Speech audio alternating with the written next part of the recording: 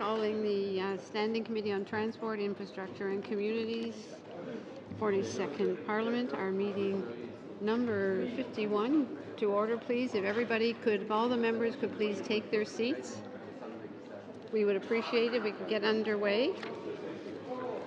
Good morning, everyone.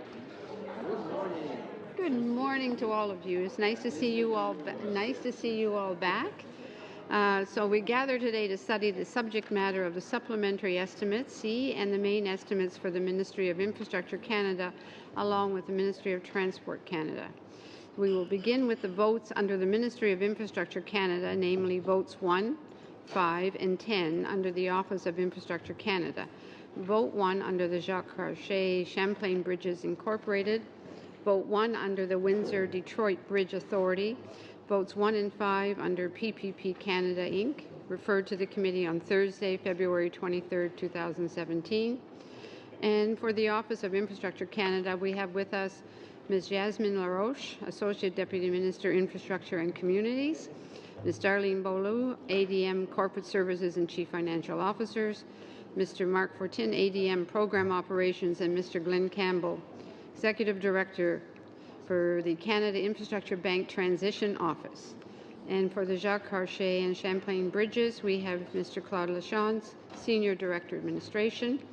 For the Windsor-Detroit Bridge Authority, we have Mr. Michael Catullo, President and CEO, along with Ms. Linda Hurdle, Chief Financial Administration Officer by teleconference. Finally, on behalf of PPP Canada, Inc., we have Mr. Greg Smith, Vice President, Finance, Risk and Administration, Chief Financial Officers. Welcome to everyone. For the information of the committee, it is not my intent as the chair to call for votes on these today. On September 13th, we have Minister Sohi with us, and it is my intent and our committee's intent that we will have the votes following his appearance here. So we will move forward. So again, welcome. Start the discussion by calling vote 1 under the Office of Infrastructure Canada. Ms. Laroche, over to you for 5 minutes, please. And I'm delighted to be here with my colleagues to appear before the committee today. We've been asked to appear today to speak about the important work that Infrastructure Canada is doing to support the Government of Canada's commitments to invest in Canadian communities.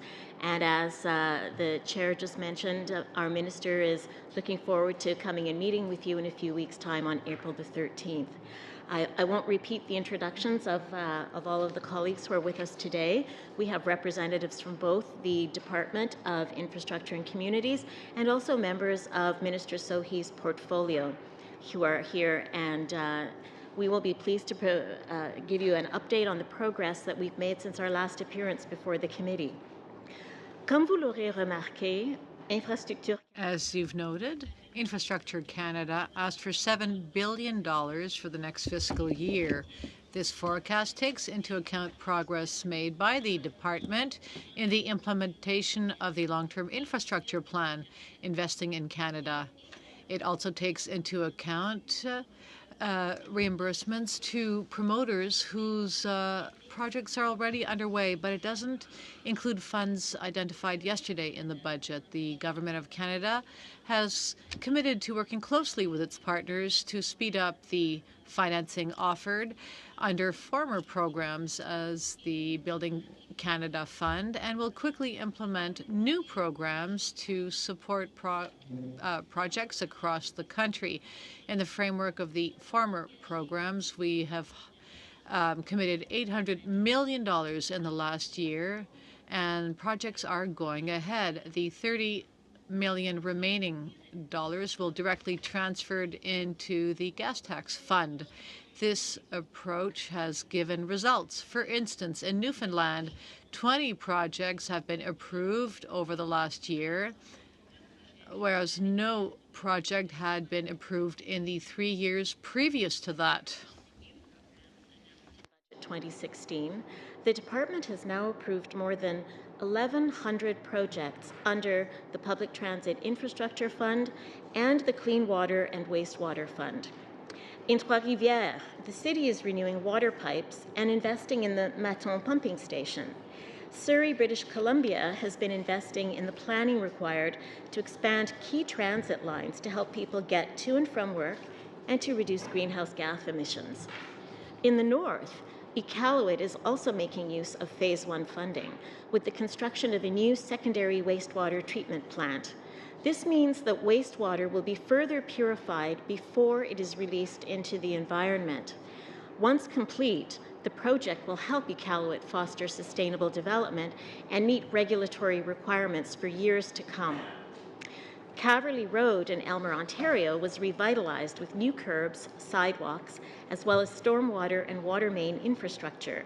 New asphalt, permanent pavement markings, and a cycling route were added to improve safety for the many commuters who will use this roadway daily.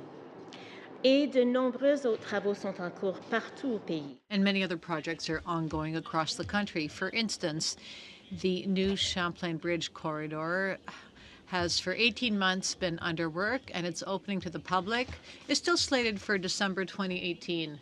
In the next summer, we will have a very busy construction season when the main structure of the bridge will take shape, and work will progress to lead to other key components of that corridor. Further preliminary work on the International Gordie Howe Bridge and the RFP process are ongoing. Infrastructure Canada has purchased all the land required on the Canadian side, and we are working towards finalizing our purchases on the American side. Recent meetings between the Prime Minister and the President has indicated that this international bridge is still a priority for both countries. The department is still working closely with our colleagues at the Department of Procurement Canada on building the new Infrastructure Bank of Canada, which will provide a significant amount of funding, and it will be a centre of excellence for infrastructure investment. Significant investment in communities across Canada. The estimates that we have put forward will enable the department to move forward on our core funding commitments. I'm sure that my colleagues, both in the department and from the portfolio agencies, would be happy to respond to any questions that you might have today. Thank you, Madam Chair. Thank you very much for that very brief but very exact information. All right, to Mr. Doherty for 6 minutes. Well, thank you, Madam Chair, and it's an honor to be here. Unfortunately, I think I can speak for our colleagues here. It would have been great to have the Minister appearing before us in person. Perhaps if I can offer that the Minister is not appearing before us because of the dismal record that we're seeing before us and the announcements that were made yesterday that Budget 2017 probably just misses the mark. I will direct my... point of order, Madam Chair. Sorry, it's... Point of order. Point of order, Mr. Badaway. Just to clarify, the Minister has agreed to show up at the next meeting? Attend the next meeting? The Minister will be here at the meeting of September the 13th. September 13th? Yes. No. Sorry, again, no. on September 13th. April 13th. April 13th. Thank you, Madam Chair. The point of order, Madam Chair, the point that we are making is that we are here today with the understanding and the hope that we could actually question the Minister on the, I guess, on the record over the last while and the SUPs as we see him today. And it is disappointing that the Minister is not here to defend the record. Madam Chair, point of order again. Okay, If I Mr. may, Badaway. thank you, Madam Chair. And I think the member is fully cognizant of the fact that not only is the Minister going to be attending the next meeting, but the members opposite will have full opportunity, ample opportunity to actually pass on questions to the Minister, and I'm sure the Minister will be more than happy to answer those very questions. Mr. Chair, what kind of point of order is this? Is it? This is debate, Madam Chair. Doherty. Madam Chair, I will direct my my questions to the ADM. Ms. LaRoche, we saw that over 30% of the infrastructure that was committed last year in 2016 lapsed, with most of it being shifted to 2018, 2019. This is allowing or forcing rural communities to play the wait and see game. and a trust, asking really just the government for asking these communities to trust them. Why wasn't the funding simply added to the gas tax fund so communities could quickly address current infrastructure issues rather than waiting? Thank you for the question. It's a really good one. What I would say is that it's emblematic of the way our infrastructure programs work. So if I may explain, other than the gas tax program, the bulk of our programs are negotiated with provinces and territories. And when we establish our spending estimates and our flow of funds, we do it based on the best information we get from our partners. So they will give us a sense of what they think they'll be able to spend from these allocated programs. So with that, Ms. LaRoche, because my time will be short, would you say that the spending goal was unrealistic? No, I think we make our best efforts every year.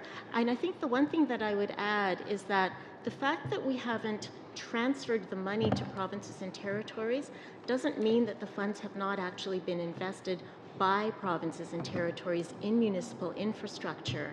What it means is that they have not yet submitted their claims to us. And so what you're looking at with that 30% of funding that has not yet been spent is that it's been allocated, but we have not received the claims from provinces and territories. And because of the way our programs are designed, the terms and conditions that are attached to them, we need to get a claim before we can actually cut a check. So would you say that then the system perhaps could be flawed, or is it a management issue, system issue, or a management issue? I'd say that it's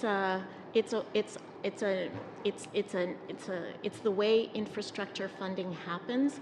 If you look back over the 10 years of the life of the department, it seems to be fairly consistent. We make our best estimates with our partners, the provinces and territories, at the beginning of the year, trying to ascertain how the funds will flow, but it's not exact. So on that comment, then, I have two questions that will go to that. Do you believe that provinces and municipalities have been adequately prepared for the influx of spending? And do you think that the historic investment in infrastructure, as promised, has enough resources in place to ensure that it's spent strategically? I'll answer the second question first. I believe we do have enough resources in place. I would also say that we have now over 10 years of relationships that we've built with provinces and territories and municipalities.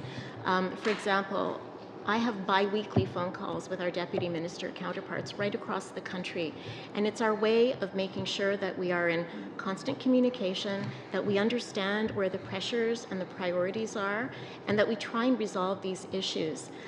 But we can always do better, and that's what we're hoping to do. I appreciate that. Ms. LaRoche, is there a mechanism in place, an evaluation mechanism that weighs rural versus urban community spending? But how do you mean by an evaluation? What's the balance between the amount of money that this government has promised that they were going to spend in communities for infrastructure, urban versus rural? We do track the funding. So if you go onto our website, for example, we have something... You don't have those numbers with you right now? I don't believe I have the exact breakdowns, but I think we can get them to you. But I would encourage you, we do have a website with a clickable map where you can go province by province and see exactly how much is being spent. I just don't have it in front of me, but I'm sure we can get that to you. If I may compliment there, in terms of your question, if it's a question of urban versus remote community and all that, in the last 2 years, over 78% of the money that has been spent has been going to community under 25,000 of population itself. Mm-hmm. But we can provide you more breakdown in terms of that. I would like to see that, because I can tell you that right now, I would hazard that the rural communities across Canada are saying that they are not receiving their fair share. There are indeed projects that are going unfunded and not being prescribed to. One last question. 15 seconds is not sufficient time. Mr. Secan?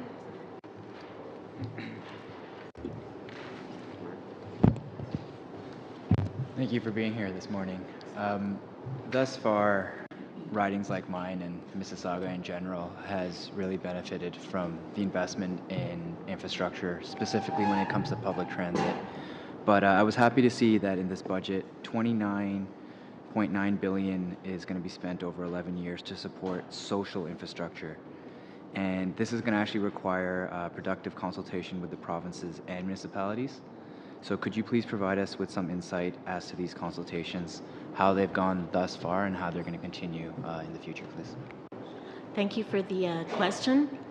Social infrastructure is, I think, a good example of the collaboration and the collaborative approach that we take, not just between ourselves and provinces, territories, and municipalities, but with other government departments as well, because the social infrastructure category is vast. It includes housing, which of course is under the purview of Canada Mortgage and Housing. There's a homelessness component as well. There's an early childhood learning component, and that is under Minister Duclos' purview as well. So we work very closely with our partners and other departments. And as I mentioned earlier, we have a long tradition of engagement with provincial, territorial, and municipal colleagues, also organizations like the Federation of Canadian Municipalities, to really try and understand where the pressures and the priorities are when it comes to infrastructure. You're probably aware that the Federation of Canadian Municipalities has been asking for a number of years for greater investments in social and affordable housing, and so I think we see that in yesterday's budget. I actually have 3 co-ops in my riding, so I do appreciate that as well. I'm going to split the rest of my time with my colleague Vance. Thank you, Madam Chair. And I do appreciate Mr. Doherty's questions as it relates to the way the money is going out, and of course, the priority when you roll the money out that you're going to place on local community needs. And of course, with that, looking at performance measures as we move down the road to see what the outcomes are, and of course the returns on those investments. And I appreciate that. That's in fact exactly what this government is looking at doing. So the question, Madam Chair, through you, is that while we look at rolling out the infrastructure dollars, will the ministry continue to support community-based smart city, community improvement, and community growth planning? Thank you for the question. As you may know, in last year's budget, some funding was set aside for us to partner with the Federation of Canadian Municipalities, and they are actually launching an initiative that's going to focus on asset management at the local level, and it's designed exactly to do that. It's to work with municipalities to help improve their own capacity to plan for longer-term infrastructure investments. And you mentioned smart cities, and of course the government has made a commitment to a Smart Cities Challenge, which is just being developed now, which is intended to help cities and communities across the country to find ways to leverage technology to address some of their pressing concerns. And you know, coming from a municipal background myself, I appreciate that. When we see what the gas tax has done with respect to having that sustainable funding envelope available for infrastructure works, albeit it attaches itself to road, water, wastewater, sewer, it's refreshing now to see an additional funding envelope, and we hope it's sustainable, that will then move forward towards other infrastructure whereby it may attach itself to past, old, existing, but equally as important as municipalities move forward. Do you see now that it will attach itself, this new funding envelope when it comes to smart cities, it will attach itself to new infrastructure investments that then further overall economic, social, and environmental strategies? Yes, I think so. Certainly the advantage of a long-term plan is that it allows municipalities and provinces and territories to think through what are their, not just their current, but their future infrastructure needs. And so the fact that phase 2 of the infrastructure plan is over 11 years allows for, I think, greater planning and greater strategizing over where the priorities are going to be. Thank you, Madam Chair. My last question has to do with what you mentioned earlier about asset management. Do you feel now that the last component between the plan, executing the plan, now we have the asset in place, now we need to manage it? not only through its life cycle, repair and maintenance, but also preparing financially to put a reserve aside for eventual replacement. Do you find that this program is also going to discipline municipalities to have those asset management plans in place, to therefore not saddle future generations with the burden as this generation has been saddled with? I think that was one of the reasons why the Federation of Canadian Municipalities came forward with this proposal. There are some communities across the country who are doing fantastic work in terms of asset management, but it may be a bit uneven. So this is a way of making sure that people have access to the tools that they need so that they can do that kind of effective long-term planning. I would just add that I think in recognizing that there was an issue with what we call state of good repair, that was one of the reasons why the first phase of infrastructure funding announced in last year's budget really focused on these critical areas in public transit and in water and wastewater, which was to focus on state of good repair and to bring existing infrastructure up to a satisfactory level. Thank you very Thank much. you. Ms. Thank you, Madam LaRoche. Chair. Thank you very much. Ms. Lavadier, 6 minutes, please. And welcome to the committee this morning. Merci beaucoup, Madame la Présidente. Thank you, Madam Chair. It's a pleasure for me to be here. I'll be quick. I have several questions, and thank you to our witnesses for being here. First, the question on the Windsor-Detroit Bridge, which will only be completed in 2022. Why will it take so long? And what will the costs associated with the delay be? Thank you for the question. My colleagues are on the line from the Windsor-Detroit Bridge Authority, so Mr. Cotello can complete my answer in a few moments.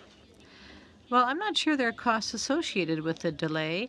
The RFP has been launched, so we don't know what the bids from proponents will be. I'll ask Mr. Coutinho, if you don't mind, to answer the question. Chair, for the question. As was previously mentioned, we have issued the request for proposals, which was issued on November 10th of 2016, and we're currently in the middle of a procurement process that we see. We're going to go 12 months until we get the financial submissions, and then we're giving ourselves 6 months after that to evaluate and get approvals. And at that time, we will be able to more definitively state what the construction timing and sequencing is going to be, and we'll be able to confirm a planned opening date. I think, je crois que... I also believe that you're going to have tolls. It's weird to be talking into the ceiling, actually. But I think that you're going to have tolls, so I was wondering what revenues you are going to generate from those tolls and how those rates will be established. Thanks for the question, Matt. And I also feel strange talking into a phone, so I apologize. The toll rates themselves will actually be competitively set. And the overall revenues that are going to be garnered from this operation is going to be a combination or a function of the number of vehicles that are going to be using the crossing, the type of vehicles and the percentage of, for instance, commercial vehicles versus passenger vehicles, and the toll rate itself. But rest assured that the toll rates themselves will be competitively set.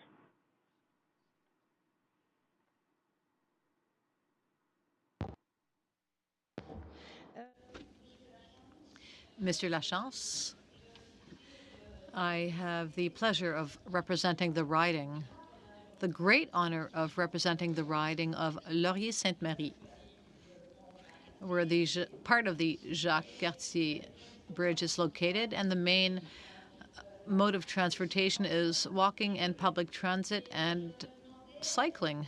So I was wondering if you're studying concrete alternatives for so are you considering opening a bike line in winter for cyclists over the Jacques-Cartier Bridge? Well, thank you for the question.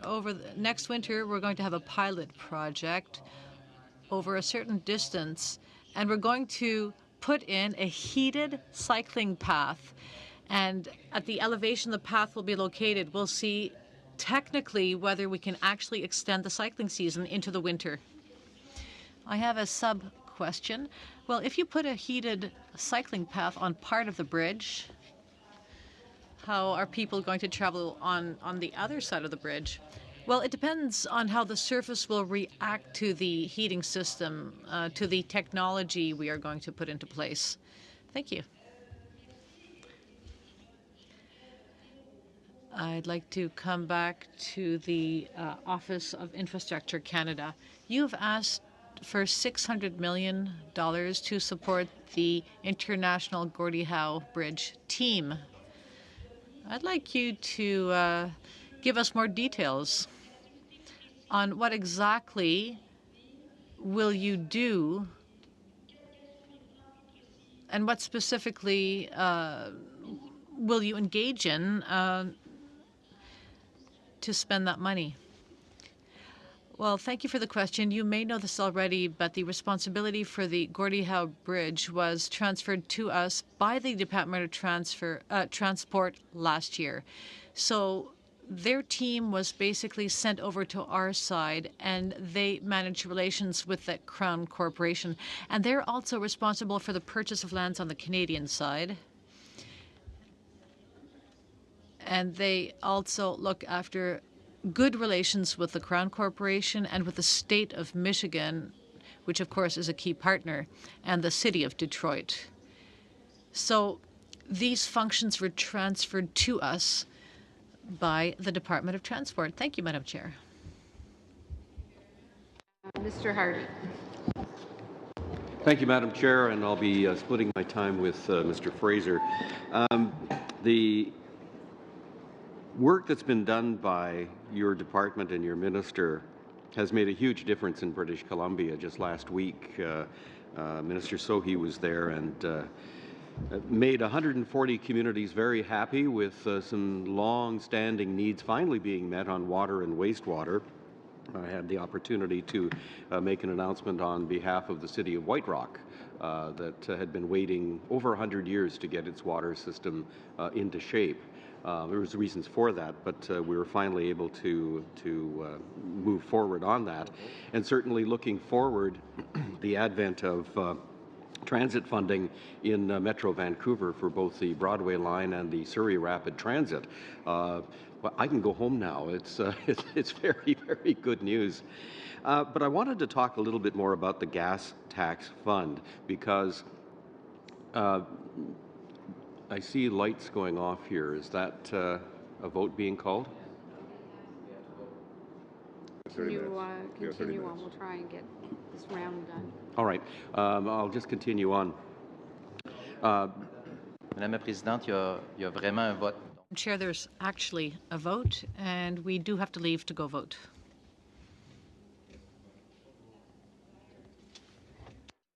Seeing as how we're just down the hall, I believe that the committee can agree with unanimous consent to continue on. We have, I think, a half hour here. We may as well make the use. We're not 2 minutes away from the chamber.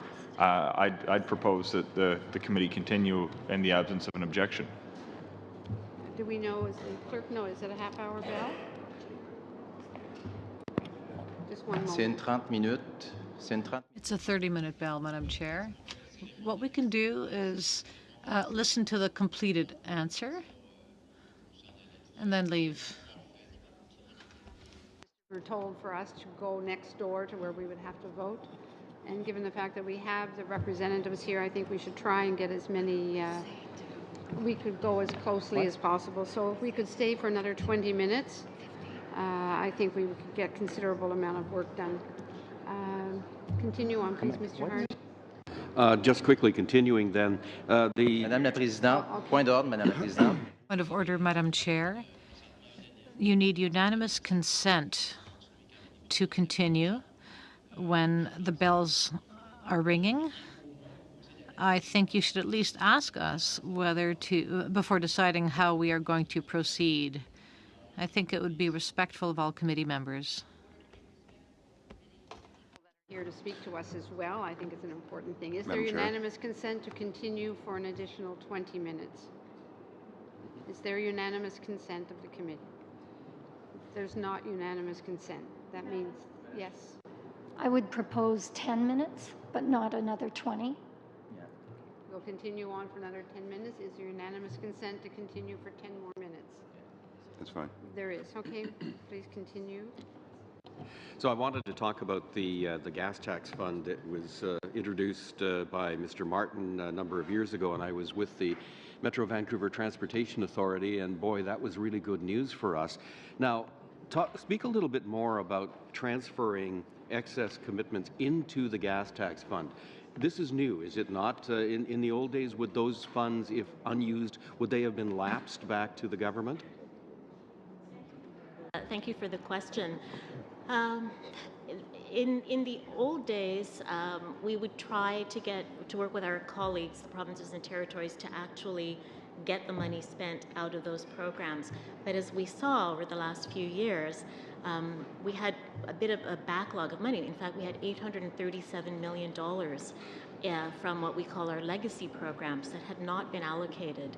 So the government said that if we couldn't get that money committed by a certain date, it would indeed be transferred into the gas tax program. All right, if I can stop you there, because I'd like to give Mr. Fraser a moment here as well. Thank you. Certainly. Thank you, Mr. Hardy, and thank you to our witnesses for being here with us. When I went through the budget, I saw that there was a somewhat surprising but welcomed emphasis put on issues impacting gender and women. I noticed as well, with respect to infrastructure, the enormous investments that are being made, particularly in housing and in childcare facilities. Could you describe to me the process at developing sort of budgetary items, and whether there's a gender-based analysis conducted in the context of the policy formation and delivery? Thank you for the question.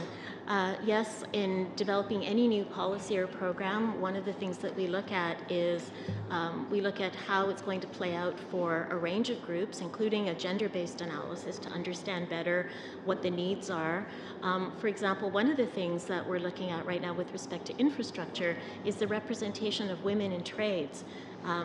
Women are not hugely represented in the construction and the building trades, and we're very interested in seeing what we can do through our investments to encourage greater participation by women in trades. We also look at, for example, public transit. How is it going to connect disadvantaged communities? How is it going to help people to get more easily to and from school, to and from work? So it's definitely part of the considerations as the policies are being done. That's excellent. And if I can piggyback on one of the comments that my colleague Mr. Badaway made earlier with respect to asset management, I represent an area that's defined by small towns and rural communities. With the influx of infrastructure spending that they've seen from last year's budget and expect to see in Phase 2, can you describe how the asset management investment made through FCM will potentially help those smaller communities ensure that they're not biting off more than they can chew? Right. Thank you again.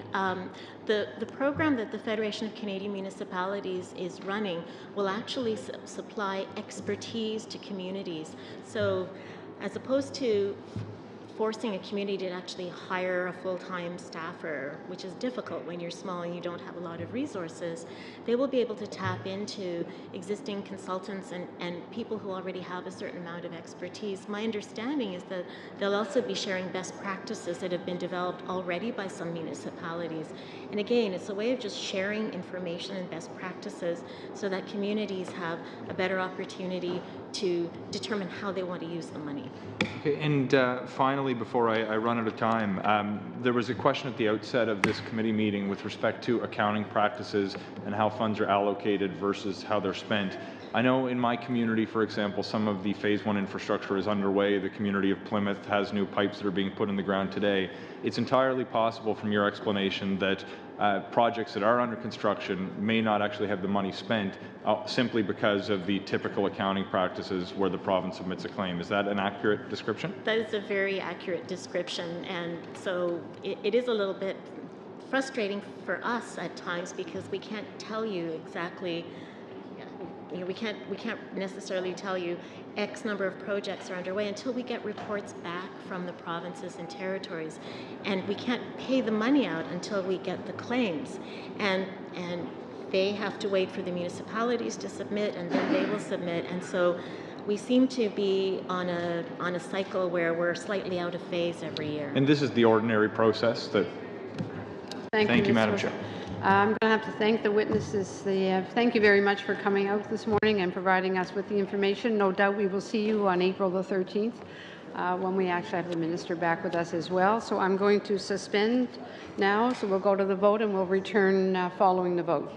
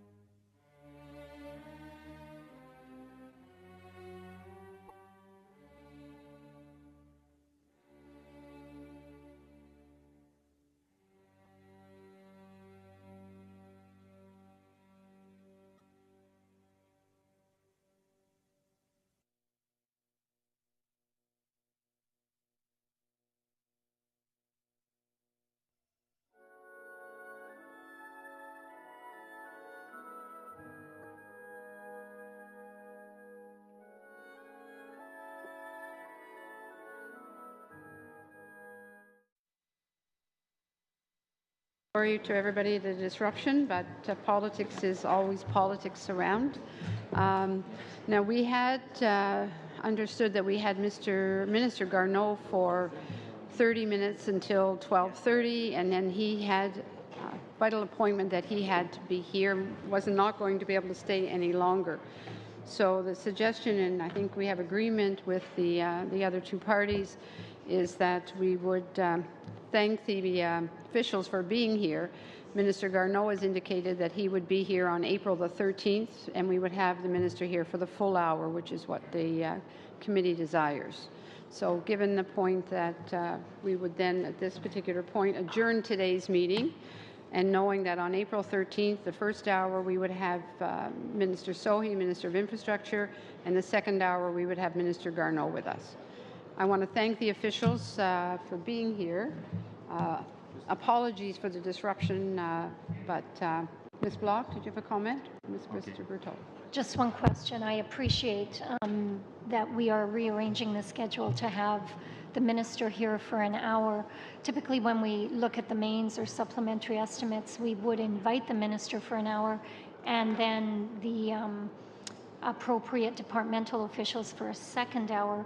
Is there a plan to follow up the meeting with both the ministers? I know we've heard from folks in regards to infrastructure. Would there be a plan to invite some of these folks back subsequent to those meetings with the ministers? Well, we had certainly the folks from Minister of Infrastructure here this morning. So the idea had been originally, and I believe it was an agreement with all parties, that we would have had Minister of Infrastructure for the first hour and his staff, Minister of Transport second hour and their staff. And I believe there was agreement. So that's the plan that I believe we would move forward with. Mr. Berthold? Madame la Présidente, juste pour clarifier, j'aimerais que... Madam Chair, just to clarify, could we suspend for a couple of moments? I'd like to speak to you about this agreement because things are being said and there are many officials present here. If I may, a couple of seconds to speak with you? Suspend for a few minutes. Yeah. So we will suspend for a couple of minutes.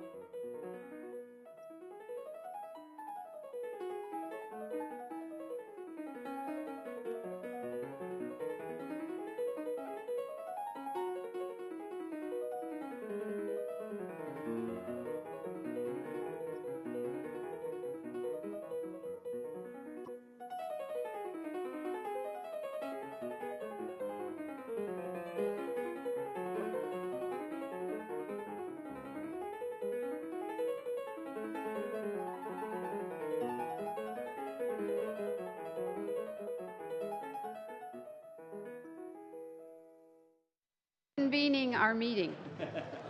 You would think that we had like 8 hours for this meeting, so if the officials would please take your place. We've had other discussions, and given the fact that we do not have the minister, but we do have the very precious information that can come from the deputy minister, we would decided that we would continue on for another half an hour here today and gain as much information as we can as possible. All right? So we will continue on. Mr. Badaway, I did have you on a list here for a question. Is that your questions have been answered? Read my mind. I was Thank hoping you very much. that we would. Mr. Fraser, are you? Okay, thank you to the officials. Mr. Keenan, do you have any opening remarks that you would like to say? Yes, and thank you, merci, Madame la Présidente. Thank you, Madam Chair. I will make a few comments to begin. Madam Chair, should we go around and introduce the officials at the table, or should we just launch into it and come in as we go? I think they can comment as they feel necessary. As necessary. Great. Okay. So,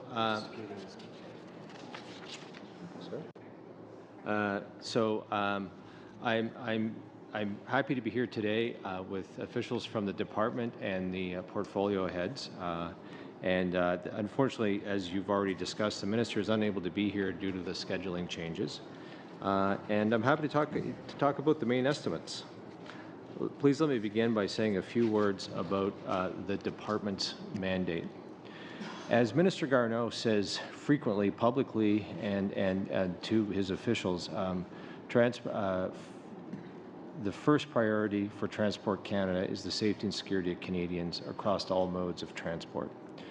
Since new risks are always emerging, protection of Canadian citizens requires constant vigilance and scrutiny on the part of departmental officials. Transport Canada also supports the government's mandate to grow the economy and support trade. A modern, efficient transportation system is key to achieving those goals. Canada lives by trade. For our country to prosper, we must be able to get products to markets around the world. To do that, we need well-functioning ports, airlines, railways, and to ensure shippers are able to move goods smoothly through our trade corridors and gateways. And of course, we must do this in a manner that provides the highest level of protection to the environment. Our 2017-2018 main estimates lay out how the department plans to deploy our resources to advance this agenda. Transport Canada is not asking for any additional appropriations through Supplementary Estimate C for 2016-17. All the funding we need to deliver our mandate for the fiscal year ending had already been accessed in previous estimates. In the main estimates for 2017-18, Transport Canada is seeking access to $1.3 billion to cover our planned expenditures, which include $596.6 million for operating expenditures, $138.5 million for capital expenditures, $336.7 million for grants and contributions, and $230.8 million in statutory authorities. This represents an increase of $36.9 million from the planned spending in last year's main estimates. The increase is largely due to new funding required to enhance the safety of railways and the transportation of dangerous goods, to do things like expand inspection capabilities, support training for more consistent oversight across the country, and improve systems for testing, classifying, registering, and mapping dangerous goods. Additional funds will also support the Port Asset Transfer Program. Some of the programs Transport Canada has administered over the past several years are winding down, such as the Asia-Pacific Gateways and Corridors Initiative. As projects are completed, in some cases the actual costs are less than estimated, so you will see a decrease in the grants and contributions funding required. We are working to develop new programming that will build on the success of the Asia-Pacific Gateways program. Some of that was referred to in the budget tabled yesterday. I think I will defer to the minister when he appears to describe budget priorities of the Government of Canada. But those resources would be, we would anticipate seeing them added to the reference levels of the department and many of the key Crown corporations whose representatives are sitting around the table in the supplementary estimates for 2017-18. Madam Chair, please allow me to close by saying Transport Canada is very committed to the sound fiscal management and stewardship of the Government of Canada of government resources on behalf of Canadian taxpayers. With that, I would say we're now happy to answer any questions you may have on the part of the department or on the part of the portfolio agencies in the transport portfolio. Thank you very much. Merci. Thank you, Mr. Dean. I would ask, so that we know specifically who we have at the table as officials, if you'd each introduce yourself, starting on my left, and the department. Marine Atlantic, CFO for Marine Atlantic. Thank you. With Marine Atlantic as well, Paul Griffin, President and CEO. Andy Andreu, CATSA, Vice President and Chief Financial Officer. Mike Saunders, CATSA, President and CEO. Delaranda Monroe, Transport Canada, Deputy Chief Financial Officer. Natalie Kinlock, Chief Financial and Operating Officer, Federal Bridge Corporation. Scott Striner, Chair and CEO, Canadian Transportation Agency. Jean-François Poirier, Chief Financial Officer, Canadian Transportation Agency. Danielle Boisvert, Corporate Controller, Via Rail.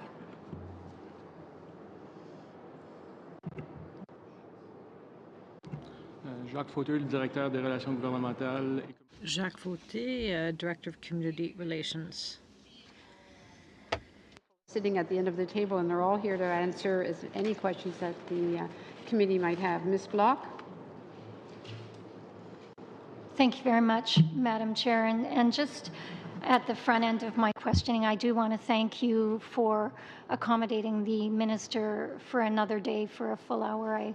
I appreciate that accommodation. And I do want to thank all of you for being here with us. I know it's going to be a short time with you, but thank you so much for being here. I look forward to not only hearing answers to the questions that I have, but also I'm sure my colleagues have many interesting questions as well.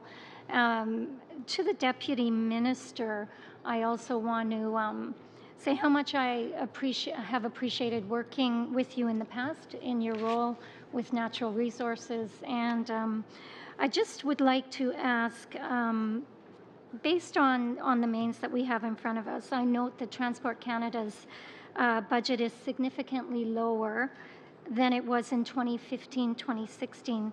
And I'm wondering if you could give us an explanation for this and advise us if Transport Canada has the resources it requires to fulfill your obligations. Thank you, Madam Chair. I'd like to thank the member for the very kind comments. It's great to see you again. In terms of the resources for 2017-18, on a strict mains-to-mains basis, the numbers are up. But as the member correctly states, when you look at the mains and all the supplementaries from 16-17, the numbers are down. I think that at this point, the department does anticipate receiving additional resources through supplementary estimates.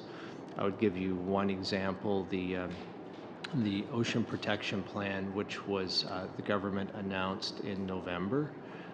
We would anticipate, it is not reflected in the mains estimates, we would anticipate seeing it in supplementary estimates A or B going forward. And should Parliament approve those estimates, they would provide significant additional resources for Transport Canada to carry out the activities and the responsibilities that have been described in public by the Minister and the Prime Minister. So I think that on a mains-to-mains basis, the numbers are up a bit, and I think I cannot predict what the government will table for estimates for SUPs, and I can't predict what Parliament would vote, but it is likely that there would be significant additional resources flowing based on the statements that have been made in the budget and by the Minister. And I would say, as the deputy head of the department, we've been doing some very rigorous financial planning, and I wouldn't say we have lots of extra cash flying around, but I feel that we have the resources we need to discharge the responsibilities that we currently have. Thank you very much. I just want to follow up on that. I understand that perhaps what was announced in the budget is not reflected in the mains as they are presented, but you've noted that there were some announcements made last fall that you hope to be coming back to this committee with some additional funding requests through the supplementary estimates.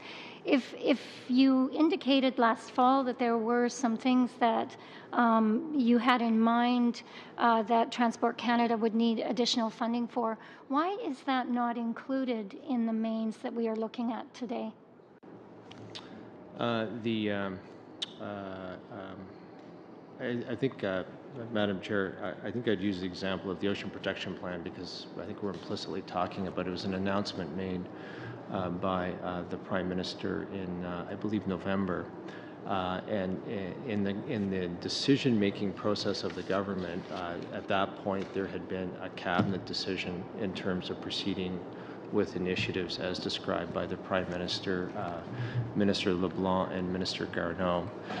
That initiated a process of detailed implementation planning on the part of Transport Canada, Fisheries and Oceans, Coast Guard, Natural Resources Canada, Employment and Environment and Climate Change Canada.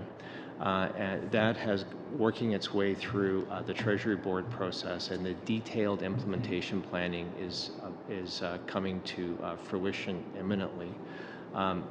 Given the cycles of policy decisions and implementation planning, it was at a point where, while it's moving fast, given the complexity of that initiative, it was not at a point where Treasury Board officials could put it in the mains, so it has to flow in the subs. We're optimistic it could make subs A, but it will definitely, in our view, we're highly confident it'll make either subs A or subs B. In the meantime, in anticipation of this, we're doing the preparatory work so that once it is approved by Parliament, we can move rapidly to implement the program. Okay. Mr. Badaway. Thank you, Madam Chair. And I do want to continue on where I left off my earlier comments and questions based on some of the comments by Mr. Doherty. And once again, I appreciate those comments because they do emphasize the need to look at the local level, the community needs, and therefore, as we are at the federal level, great stewards of a disciplined asset management plan and following that through then, as well as by example, adding that good stewardship to the local level so that they too continue to be good stewards of their assets and managing the same. But moving forward to future investments and aligning those investments with local level strategies, I have to ask, based on the comments that you made earlier, to go into further, dig down into the weeds a bit further with respect to your comment about Transport Canada, and I quote, Transport Canada will receive funding to launch a trade and transportation information system. If you can elaborate a bit on that, as well as the question, just as a heads up, I want to ask, as an extension of your comments, I'm sure, is it in fact going to integrate a logistics information system? Thank you very much for the question. I should clarify that in the proposed mains, there is no funding for Trade and Transportation Corridor Data Initiative or an initiative on sort of developing better intelligence on transportation system fluidity and logistics. There is, however, language in Budget 2017 to do exactly that. And I would say a couple of points on that, and that I would point members back to Minister Garneau's speech on November 3rd, laying out a proposed vision for what the minister refers to as Transportation 2030. The minister put a very strong emphasis on the importance of developing trade and transportation corridor network in the country that is efficient, is fluid, and is intelligent. And to do that, one requires better data on how that trade and transportation corridor network is functioning, real-time information on its performance, and real-time information on where there are problems and bottlenecks that need to be resolved. The second point is that there is the thinking behind some of that is that if government can use its offices of government to pull together the information and the data from the various operators in the network and make that generally available, it allows all partners in a transportation value chain to make better decisions that create a more fluid transportation system and allow Canadian companies to more reliably and at lower cost get their products to global markets. The program that I think the member is referring to in Budget 2017 is a targeted initiative on data to pull that information available and make it publicly available so all players in the transportation value chain are able to make more informed decisions that result in a more efficient transportation and logistics system for Canada. Thank you. And essentially, taking it a step further, basically what you're doing here is you're going to feed the system that Minister Garneau has announced within the 2017 budget, extending that beyond Canada. And I just had returned from Washington and discussed with our colleagues over the border the need to also integrate a broader logistics system, so that therefore we integrate the entire value chain cross-border, including not only here in Canada, but also in the U.S., to therefore follow the product and to make it easier for the consumer to actually take full advantage of an integrated logistics system. Can you comment on that? Thank you. I'd be happy to comment. In fact, Minister Garneau has been to Washington and has met his counterparts, Department of Transportation. Also his counterpart and the Secretary of Homeland Security, as well as key congressional leaders, both in the House and the Senate, essentially talking about what the member just described and the importance of facilitating transportation networks across the Canada-U.S. border, and the importance of finding a way to develop a border logistics system that has ever higher levels of security and more efficient movement of goods and people. And interestingly, facts always help, and Minister Garneau sort of turned heads in Washington when he described how each and every day 30,000 trucks cross the Canada-U.S. border, 4,600 train cars cross the Canada-U.S. border, and 400,000 people. And all of that is that there's a network across the border that I think we've secured. The minister secured a shared commitment on key U.S. leaders and office holders to work with Canadian counterparts to find a way to make that work. Thank you very much, Ms. Lavadier. Merci beaucoup, Madame la Présidente. Mes premières... Thank you very much, Madam Chair. My first questions are for Mr. Fauteur. I would like to know whether you have finished your study on federal government help for the Fast Rail project or the rail project. Thank you, Madam Chair. As Madame Laverdière said, we have completed our study on the high-speed train. As we had announced on several platforms at the end of December, and we submitted the study to our Transport Canada counterparts. We are working daily with them. We are working on doing our due diligence, and we are answering any questions that need to be answered in the course of that work. Would it be possible for the committee to get a copy of that study, or is it publicly available? I think that at this point here, it's important for us to do our homework.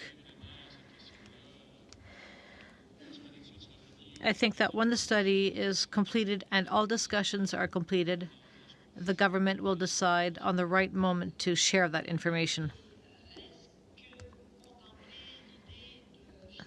Are you thinking of providing funding for the high-speed train through the infrastructure bank?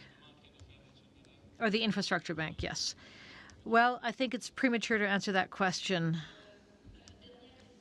Last question for Via Rail. And I would like to point out that I ride your trains twice a week when the House is sitting.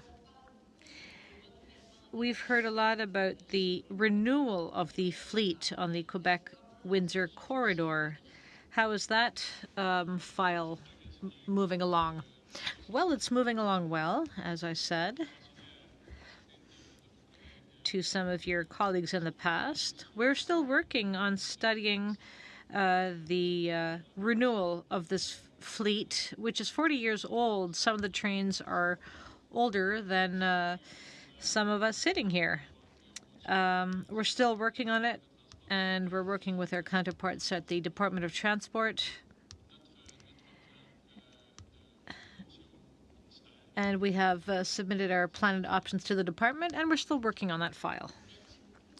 Thank you very much. My next question is for Transport Canada. I was wondering whether you are still under special supervision from Treasury Board, and if so, what are the deadlines you have to meet? When do you think that situation will change? Thank you for the question. Briefly, no. We are not under the oversight of Treasury Board. Over the last year and a half, the department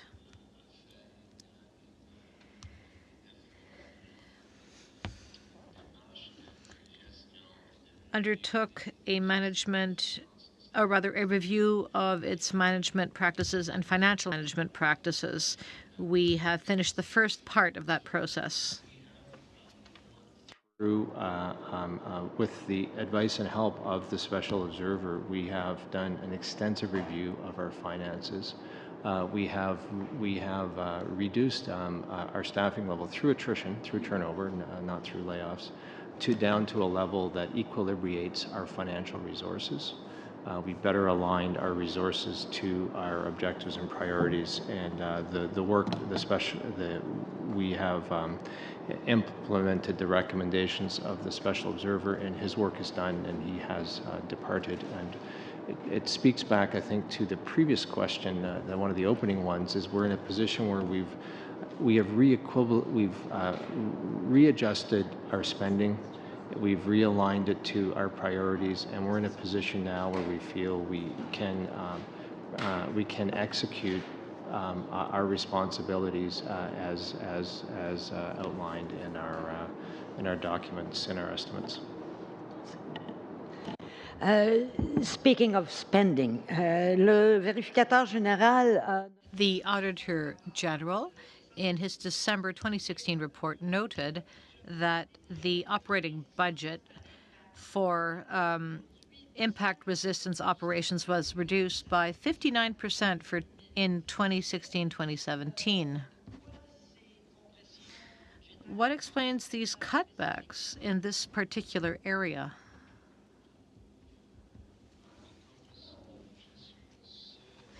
Well, I'm not sure. I'm sorry. Would you mind repeating the question? This was contained in the Auditor General's report, his December 2016 report. He said that the operating budget for tests to impact resistance on cars had been reduced by 59%. So the budget for those operations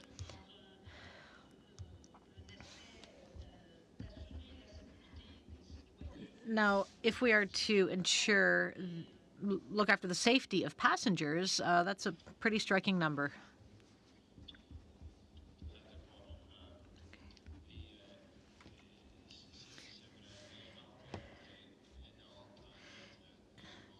Well, in fact,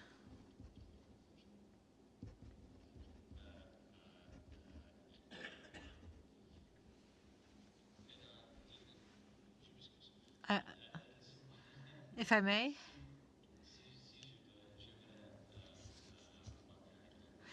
may, respond in English. Year-to-year fluctuations in spending and oversight activities in particular areas for particular reasons. We did have the reduction in that year in the spending as described, and that we look at these programs on a multi-year perspective.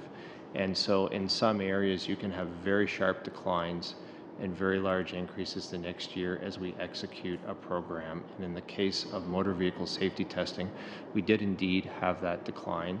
We are looking over a multi-year horizon in terms of our activities for that. And you would anticipate seeing the fluctuations up again.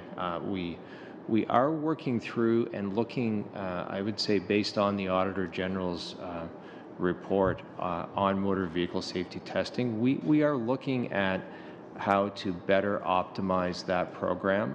We have not made final decisions in terms of how to manage it into the future, but we see it as, and the center and the center at Blainville, Quebec, as a key asset in our efforts to ensure safety of Canadians in motor vehicles. Okay, thank you very much, Mr. Keenan. Mr. Diacono, we have 2 minutes left. We have yourself. You wanted to split some time with Mr. Sican. 2 minutes. Oui, merci beaucoup, Madame la Présidente. Ma question s'adresse. Thank you, Madam Chair. My question is for Mr. Fauteur or Ms. Boisvert from Via Rail. You've asked for additional funding to maintain current operations. $867.3 million over 3 years, which was announced in the budget yesterday. Does that meet your needs, and if so, how? Well, the funding which was announced yesterday, when the budget was unveiled, will allow us not only to maintain our operations, but to keep an eye on our strategic projects, including the high-speed train and the renewal of our fleet. It was really good news for us because it showed that our government trusts our management team and the fantastic service provided by our employees. Thank you. What are your development priorities for the next 2 years? Well, as we said elsewhere, including here at House committees, the renewal of our aging fleet is important for the long-term viability of our operations, and if we renew our cars, we'll carry passengers in more comfort and safety than has been the case in past years, and the high-speed train would allow us to offer more trips in the Quebec-Windsor corridor, and it would help bring down greenhouse gas emissions.